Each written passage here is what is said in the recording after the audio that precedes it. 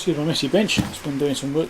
Now, this thing here, which I featured in a live stream recently, actually today, but you might not see it at the same time. Now this has been featured in a mailbag anyway. It's HP DC current source, the 6181B. Now I've already powered this up and tested it. It's got a proprietary connector on there, which I had to change the plug on the cable for. So I'll show you that. So special plug. Let's change the plug on that. And I powered this up, and it wasn't generating anything more than 14 volts DC, and the currents didn't seem quite right. So I don't know if it's related to these connections on the back here. It's got these options figuring it. So it's plus A0 to A3, and then we've got A4, A5 and A6 and minus. So I'm not clear on that configuration yet. There might be a connection that we need to put there, but maybe that's why it doesn't produce a high voltage. But I'm going to do some voltage checks anyway. One thing you have to be careful with these, to change the voltages from 120 volt, well 115 volts to 240, 230. You've got to change these jumpers. It's got jumper wires which I'm going to join these two pins together, and here's two pins together. I'll cut those and stick a jumper between those pins there. And get closer, hope you can see there. Alright, so between those ones there need to be done to get 230 volt. Now these are also exposed live terminals, right? The casing is really close to them. If you push that casing, you can actually short onto them. So I've been putting some liquid electrical tape on them to try and cover them up. The same on the input terminal as well, and on the fuse holder. All these exposed live terminals. So I'm trying to make those safer for you're handling it around. It's a bit less likely to kill yourself. On the board here, I'm just trying to see if I can see any markings about test points. There aren't any, but in the manual there are test points. So what I'm going to do is just check voltages, and we'll see if we can find anything which doesn't make sense. So I've powered up already, and it just doesn't do anything more than 14 volts. Struggles to get 14 volts. So it's obviously got an issue there somewhere. So I'm just going to check voltages first. It's always the first thing you should do. I've had a probe around. I've checked all the diodes. They all seem to be okay. I'm getting like 0.6 volts in both directions sometimes. It's probably because they're back-to-back diodes and stuff like that. So that's not unusual to see that. I haven't found any shorted or open diodes. So although I don't see two diodes I didn't get a result on. That was that one there and that one there. I think it was. I think it was those two. There and there. Something like that. It was a banded diode anyway. Right, let's do some probing around, see what we can find. Let's get the manual up again so I can see it. I should actually show you this too, shouldn't I? See if I can do screens. So you've got 11.8 volts, 6.2, 5.9, 5.6, minus 16.2. At those test points there. And there are some other test points, just like one down here as well. Unregulated supply is over here, test point 1. So let's go up here and go to the board layout. I think it's this one here, but it seems a bit odd. Let's go back down to that diagram again actually. Ground is, it says A3. That might be one of the terminals on the back of the unit actually, I should check that. So I need this 4 and 5 down here, so those might be power supply there. We'll check those. I'm guessing that's what they mean. I'll be finding out, won't I? So, okay, let's have a look around, see if we can find anything. So I've already powered this up once, so as I said, it didn't go bang. It's quite disappointing actually, it's on the live stream. So, I'll stick on volts first. As you can see the display there, can't you? Let's do a voltage measurement. And wind it up. So you can see 14 volts is all it's going to do. If I wind the current up, that's all it does. That's it. That's current on max. Max on that range as well. Yeah, so that's what it'll do. Right, let's just poke around so you can find a voltage. So there's the A marking on there. It's also at 4 and 5. Let's find the A marking on the board.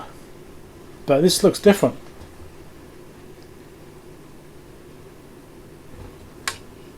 This section of the board isn't exactly the same. It's slightly different.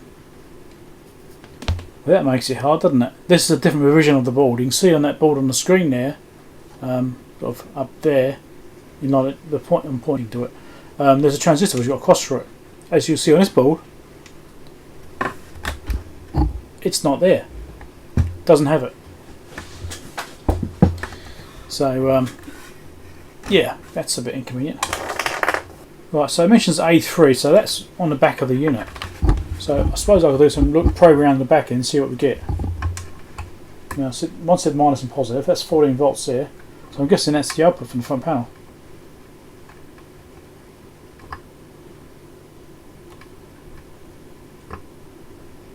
.8, yeah, just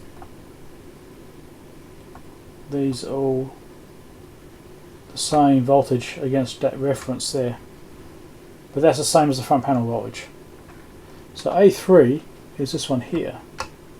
So if I stick the probe there, hopefully you can see what I'm doing, but I'm going to try and find these other test points. Now one's across that resistor here, which I think is this one. So that's 6.2 volts, that sounds familiar.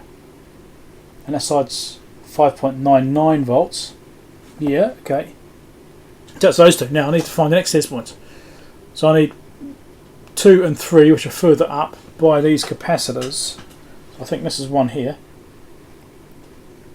That's plus 12 volts. Okay. That's 3, and 2 was further up by where that transistor is supposed to be. So, which isn't here. It's got some similar traces there.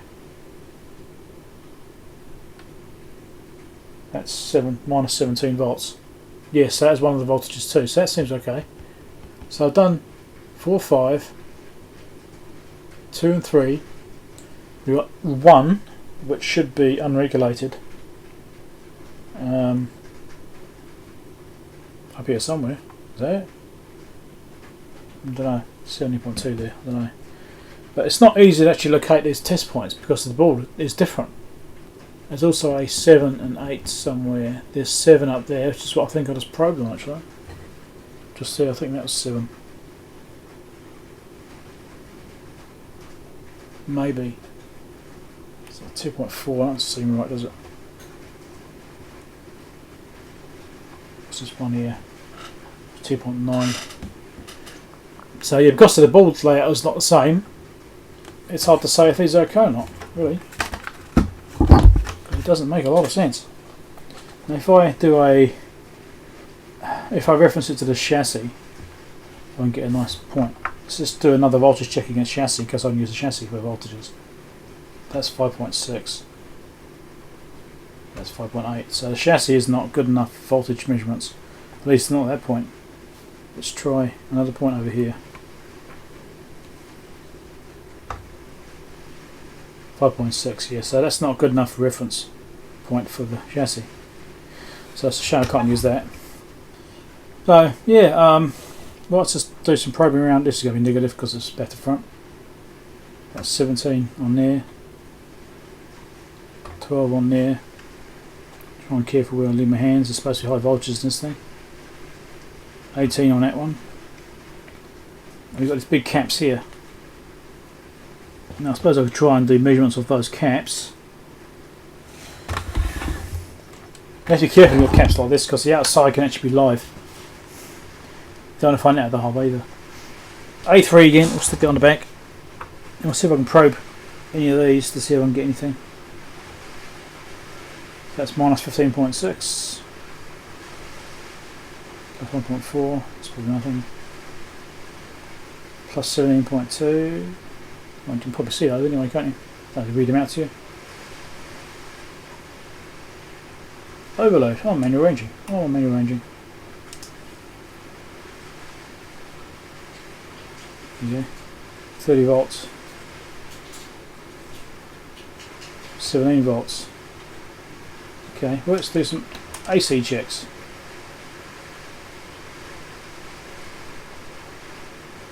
Nine volts.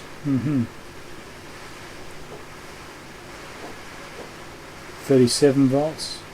I've got no idea what I'm testing here. I'm just probing around. 65 volts AC. So the fact I was getting DC there as well, that's a bit concerning. I mean, these caps are probably completely stuffed. Yeah, potentially they're very bad. Let's check the outputs. Ripple.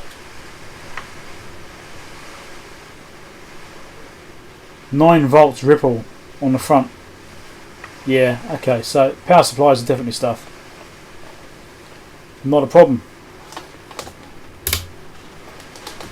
So this will need recapping. No doubt about that. So if those two connectors on the back there, those two there, are in parallel with the front panel ones, that means potentially they could be 100 volts across there. A few safety issues going on with this thing. Anyway, so this is going to be an interesting little project. So I need to look at the capacitors and replace all those, obviously. We go from there.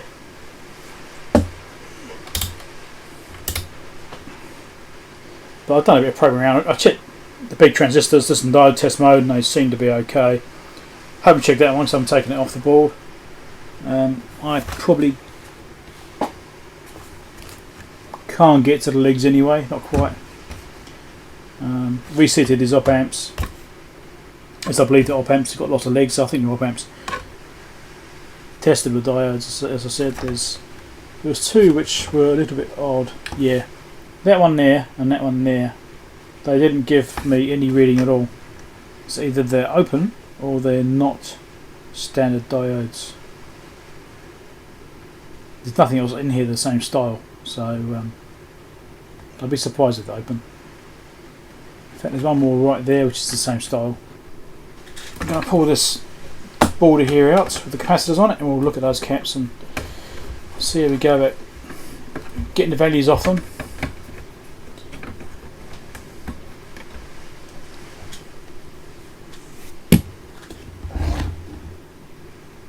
That is one dodgy connector. If you look at this connector, I hope you can see it on the camera. You probably can't actually. But right at the end of the connector are the terminals. They're only about 2mm in from the end. You almost touch them. Try and get this screw out. These look like they've never been undone. Oh, that is really, really tight, and doesn't want to undo. I've already got one out, obviously. Where's my other screwdriver?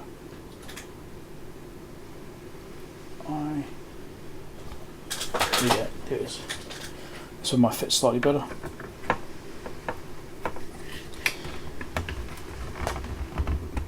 Oh wow, that's really, really, really tight. Well,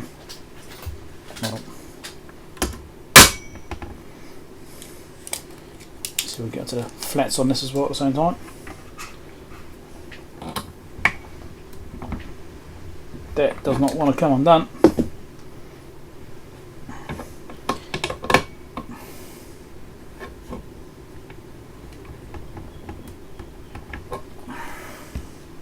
Well, this is going to be fun. Gotcha. Right. Wow, that is super tight. I'm not even sure the hole might be turning the stud it's going into. It is. That does not want to undo. There we go. It's getting better. Wow.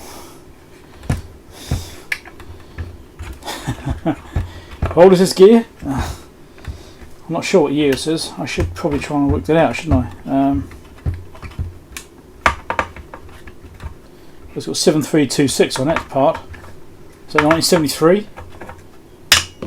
Wow. But the fact that it says 73 on that one makes one of us 1973. I think that wants to come out at least. Kind of. It's all bloody hardwired, isn't it? It's all wired linked straight to each other. So that's not going to be easy to work on. Revision A. Apparently. Well, what are these caps? There's no space at all to move things around. So I might have to rely on the circuit diagrams to tell me what those are. But they are 3-terminal. It's double-sided board. Those are always fun to get 3-terminal caps off. I need to make sure they're discharged first. I don't want to blow anything up. Could be potentially quite high voltages across them, although I think they're probably pretty dead anyway. Right.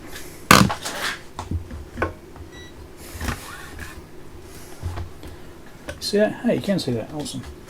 Let's see what we can get then. So I just want to tell it it's a capacitor, that way it doesn't have to try and figure it out. So one probe there, and see what we get.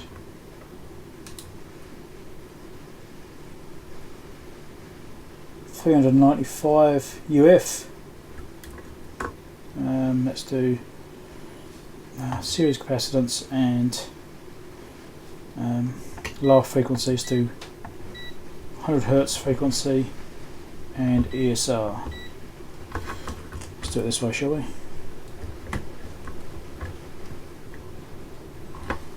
The camera can see that I'm doing that. Okay, cool. So we go 0.1 ohm ESR, 411 UF. 0.1, I don't know. It might be a bit high for these. Let's try this one. Obviously it's not the best kind of probes to be using for this, but you know, it'll work. Hopefully the camera's still over a centimetre. 422 at 0.1 UF. And the last one.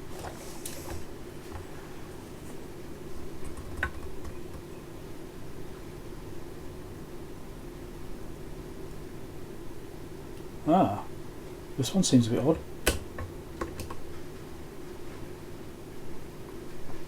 .4 UF at 2.7K.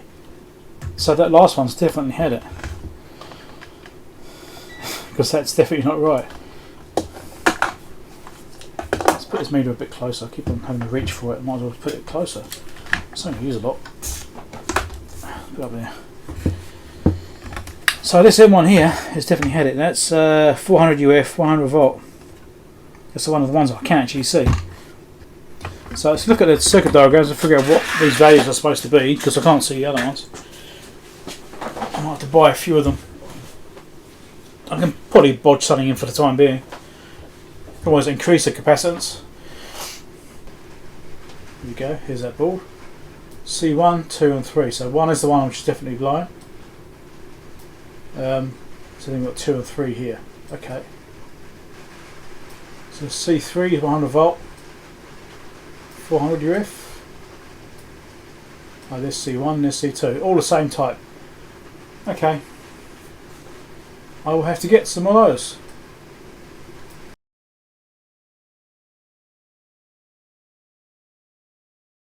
Right, so this is a HP6181B DC current source, which I picked up a little while ago. And I did do a little bit of video on it at the time.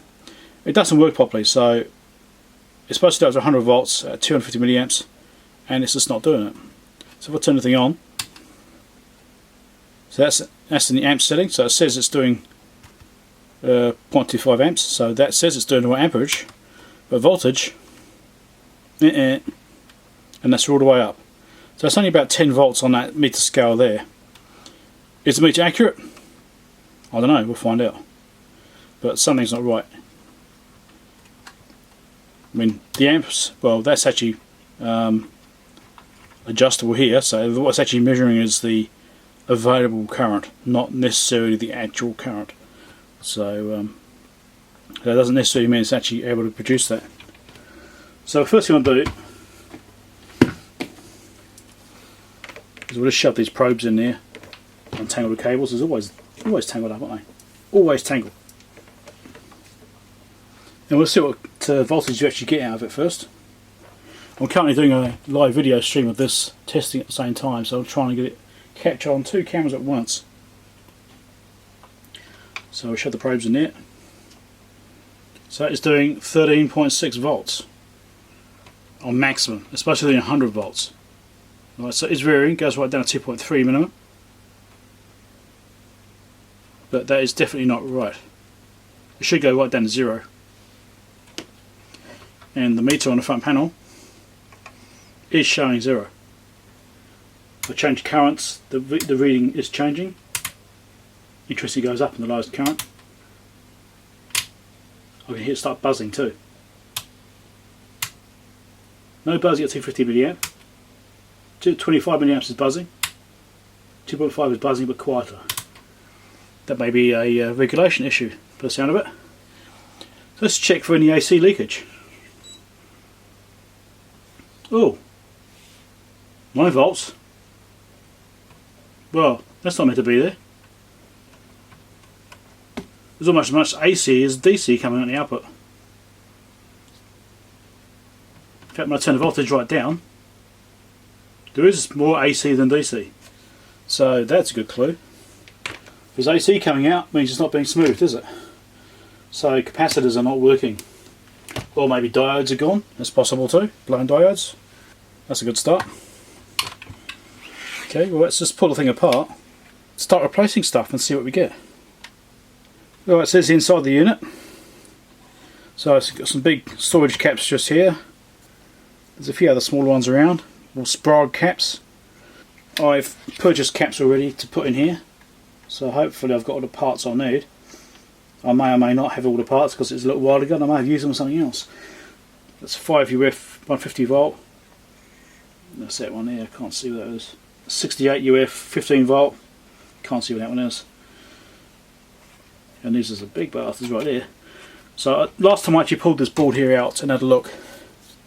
So I need to get those out. Now these have got different kind of standoff type mountings from what I actually will have. Are they 3-legged?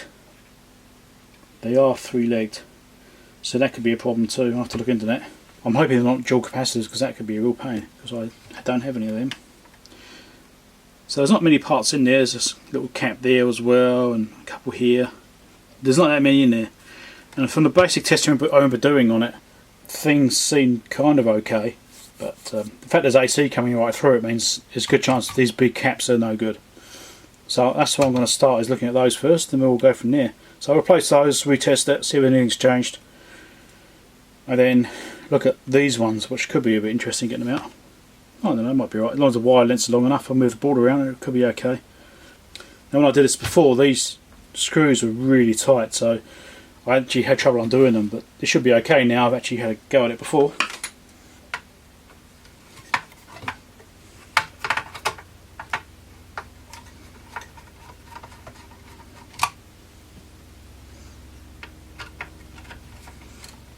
This one here is almost just tight. It still is a bit tight. Must be some corrosion or something in there.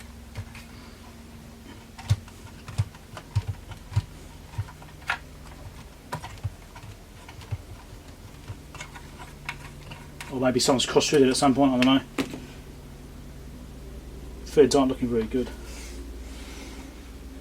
So there's these big caps. Now I don't want to touch the back of the board until I've made sure they're definitely discharged. You never want to get a zap off these things, that hurts. Been there, everyone does electronics, it's been there.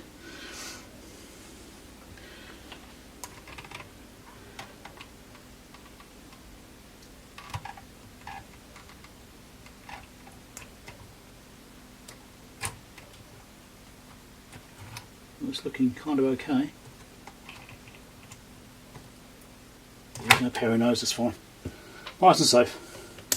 Now, how much wire do I actually have to move around in these things? Not a lot. It's not going to be easy to work on. I don't think I can drag any wire out either. God. There we go. That should give me enough to work on it. So that's what I've got to deal with, is 3 terminals.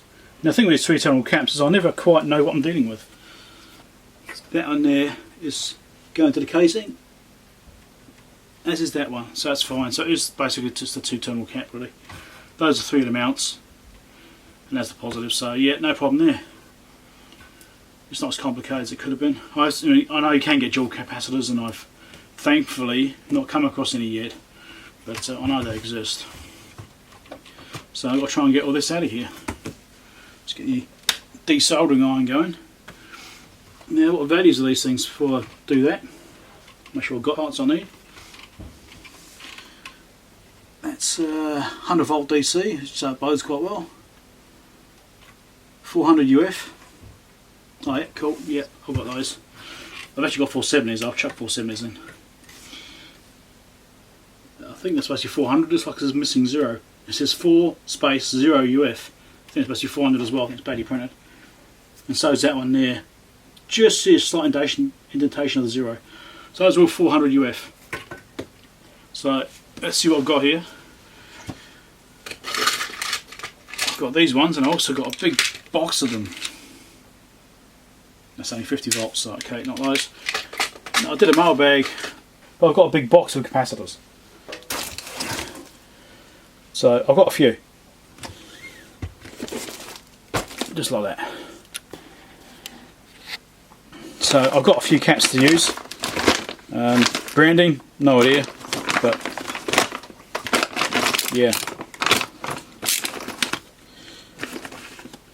It's got an A on it. But these are the parts I've got, so these will do fine. There's a 470 UF 100 volts, so they're slightly higher capacity than the ones that are in there, but it's probably not a problem. They are probably specified at that value because of this physical space they had to fit into. So I'll just use these, they'll be fine. Alright, so let's get these capacitors out of here. This bit, unfortunately, is going to be a bit noisy, because that's just the way this thing is. Sounds like it might be a bit blocked actually. So here we go.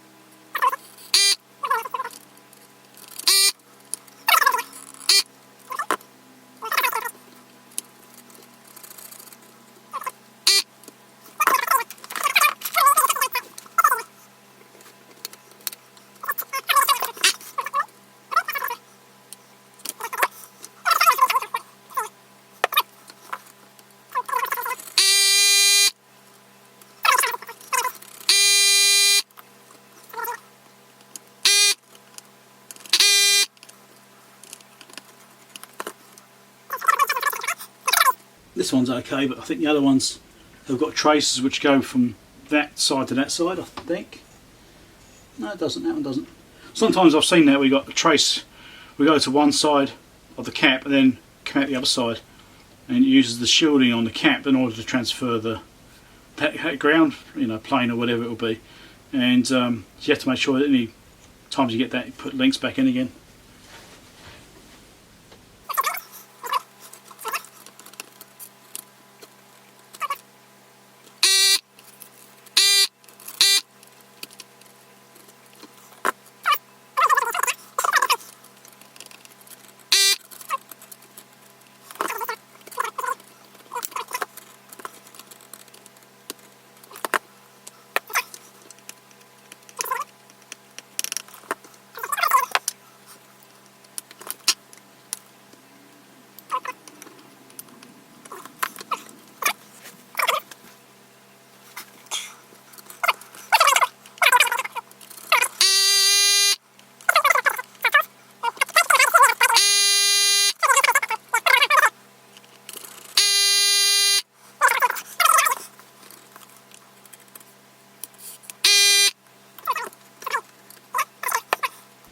So you see, I was saying before about sometimes you've got traces going across from one side to the other, so you've got one here, that side to there, and over to here. So that's what I was having to watch out for. This has got nothing on the other side, and this one I do have to put a link in. Shall I test these caps and see what they actually come out as? Where's my tester? serial capacitance. I want to see ESR. I think this is currently 1 kilohertz, I have to change that.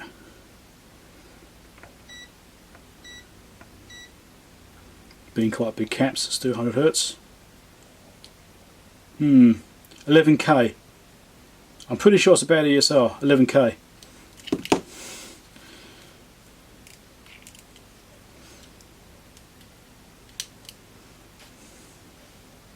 That one's still okay. That's still fine.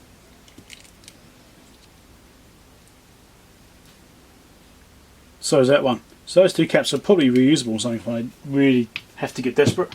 But that one's definitely had it. I always like to try and identify a problem. You know, if I actually find something which is wrong, then at least I know I've actually resolved something.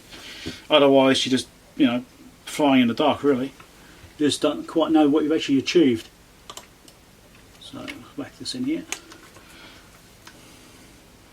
Get my other iron turned on. And this one I need to go that way.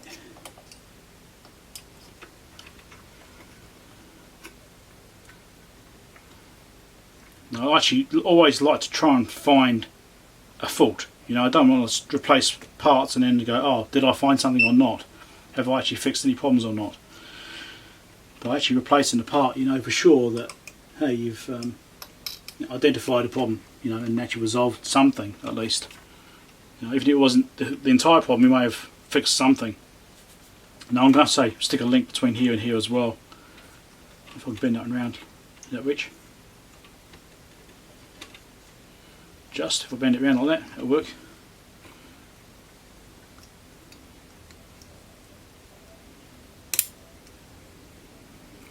So I criticised you once for using my tweezers like needle-nose pliers and complaining about the fact they bend. It was these cheap ones here. Well, yeah, I've had these ones for 20 odd years and they survive just fine. That's because these are high quality tweezers. Right, I have an iron warmed up. Actually, should I go to circuit diagram and show you the bit I'm actually working on? Let's do that. Give you something a bit more interesting to look at as well. There's the board, here we go.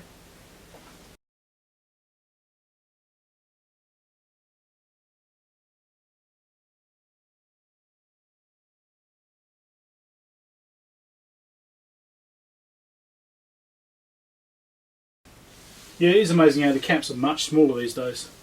It is amazing that how much it's progressed.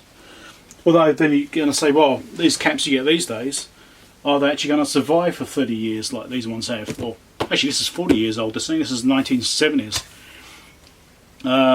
This is actually the last revision of this unit. I didn't actually look it up on the service manual here. This is 1149A prefix on the serial number, which is the last revision in the manual. In the service manual I've got. So that is like the last version of this unit from what I can tell. So I think I scored quite well there. It means it's got all these extra revisions and changes that are already done to it because it's the last design of it. So I think I got quite lucky there. Chuck some flux on here because it's going to need it.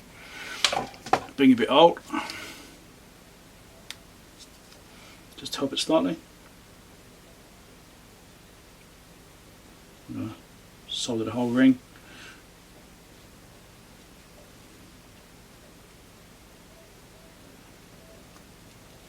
I have to say I really like this solder I'm using. It's a multi-core solder. It's 6040, 1.2mm, but it's got a lot of flux in it. Most times when I'm soldering stuff I don't actually need to put any extra flux unless the same's going to be particularly troublesome. So I find that it works really well. So I have to try and get some more of this.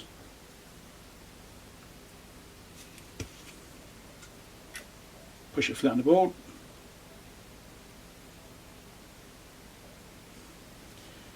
And do the other leg.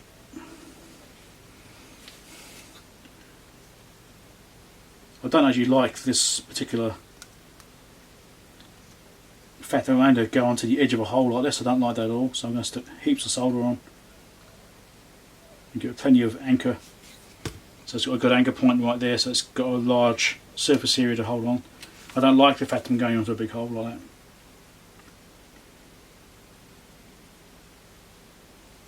That's nice.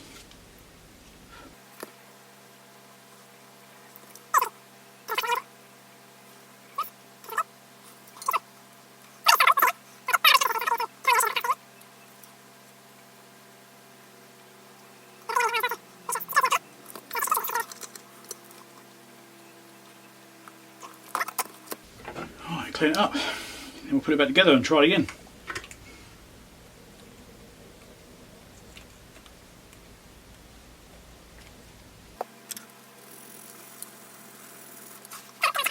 I find myself like designing things like that leakage tester project I've been doing recently. I mean, I basically had to remind myself, hey, you should use some surface mount stuff in this. So when I did the last revision, I added some surface mount caps and stuff on there to help it out, because I basically just kind of reverted to my standard, which is through hole.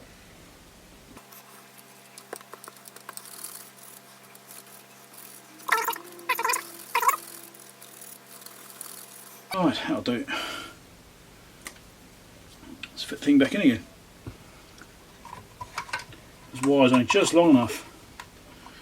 We're very efficient with that, I have to say. Always put the top back on, otherwise you end up stabbing yourself in the arm. Done that. Just leave that over there, it's a bad one.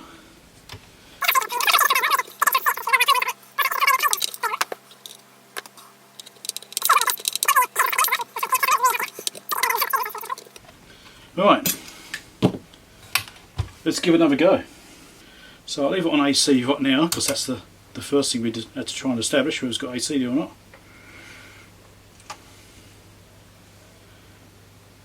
Nothing there.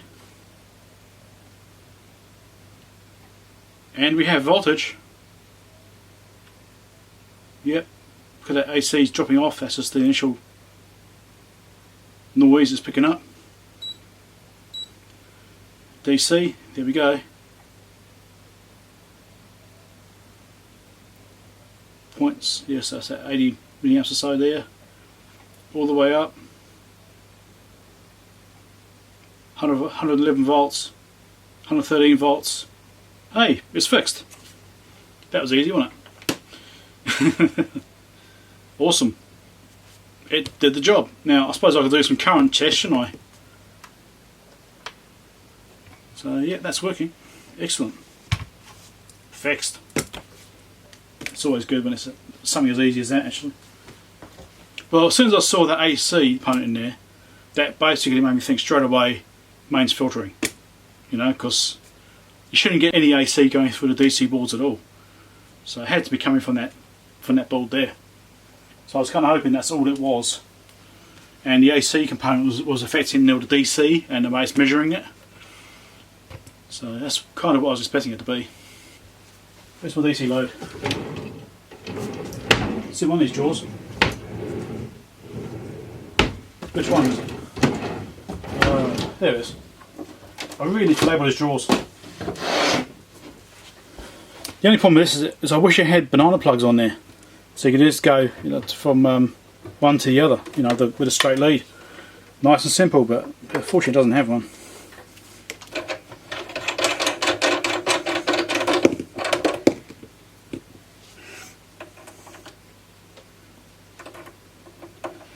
Right. So can you actually read the display on there? I think just about can, probably. Maybe, if you're lucky. So what do I want to do? Current set, let's do 10 milliamps. Let's turn this thing on. So, yep, it's doing almost 10 milliamps on there, because there's a bit of rounding. Turn the voltage up. Yep, that's doing 10 milliamps at least. That's the first light loading. So what I'll just do is change this to read amps. There. Let's just do this count adjustment. See if it will actually limit it properly at about 10 milliamps.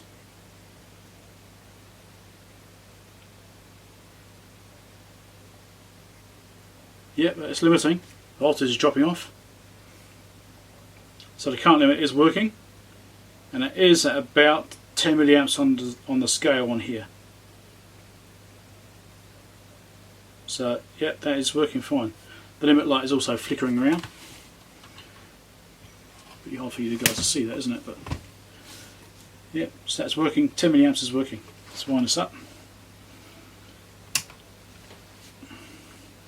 So let's do 100 milliamps. It's currently set to 150. Let's wind it down. It's getting close. Voltage limit light starting to cut off. Voltage is starting to drop. The scale here is slightly off at that position. That's reading about 0.9. Yeah, about 0.9. So it's about 90 milliamps in that position there on the scale. So I might have to do some work on the calibration on that. But the limiting is working correctly. That's cool. So let's do 200 milliamps. That's already limiting. Current's actually coming up as I'm winding it up.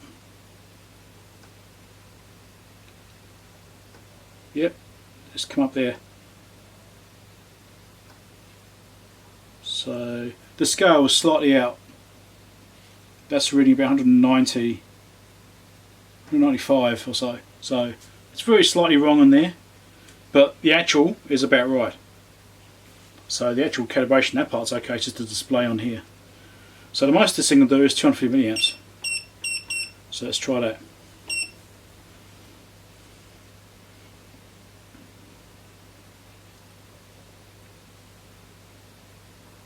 Still going up, still going up. 250, yep, it's kicked in there. Yep, that's looking good. 250, that all lines up perfectly. Again, it's just the scale which is out on the front here.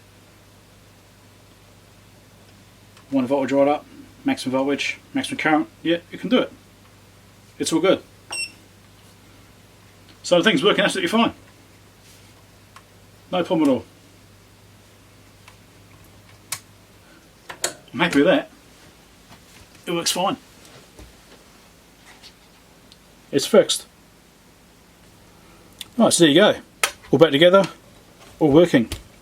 Brilliant little piece of test gear. I did some voltage and current tests on it and it's all looking good. The only thing it needs is this meter's slightly out of calibration for current.